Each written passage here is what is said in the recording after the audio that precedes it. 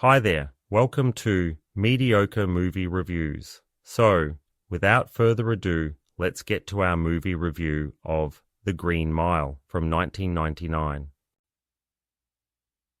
The Green Mile, directed by Frank Darabont and adapted from Stephen King's novel, is a film that transcends the typical confines of its genre, blending crime, drama, and fantasy into a profound narrative that explores the depths of human morality and compassion. Set in the 1930s on death row of a Louisiana penitentiary, the story unfolds through the eyes of Paul Edgecombe, played by the ever-reliable Tom Hanks, who delivers a performance that is both grounded and deeply affecting. The film introduces us to John Coffey, portrayed by Michael Clarke Duncan in an Oscar-nominated role that is as gentle as it is powerful. Coffey, a man of imposing stature with a childlike innocence, is convicted of a heinous crime that seems at odds with his nature. As the guards, including David Morse's steadfast Brutus brutal Howl, come to know Coffey, they are faced with moral dilemmas that challenge their duties and their beliefs about justice and mercy. At a runtime of 3 hours and 9 minutes, The Green Mile takes its time to weave a rich tapestry of characters and relationships. The pacing, while deliberate, allows the audience to fully immerse themselves in the world of the prison and the lives of its inhabitants.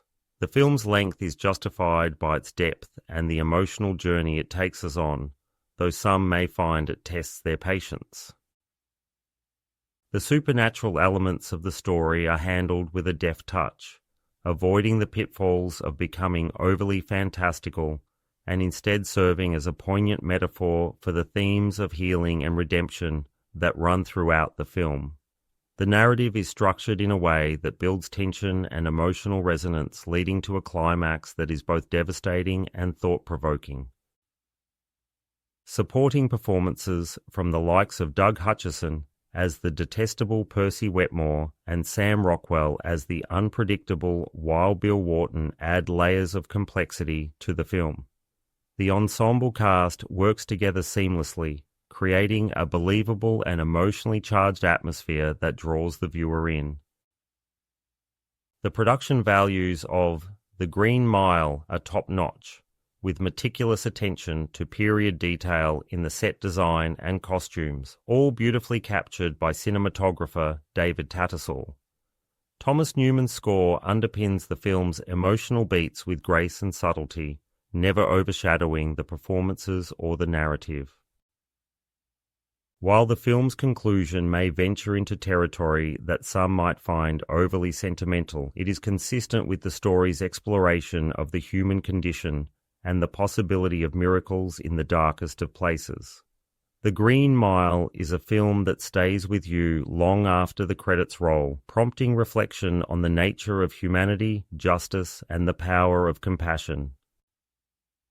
In summary, The Green Mile is a film of exceptional storytelling and character development, anchored by strong performances and a thoughtful approach to its source material. It is a movie that demands the viewer's time and emotional investment, but rewards both with a rich cinematic experience that is as moving as it is memorable. So, that's my review of The Green Mile, and I'm giving it 4.5 stars out of a maximum of 5 stars. Thank you for listening. If you enjoyed what you've heard, please like, subscribe, and I hope to see you next time at Mediocre Movie Reviews.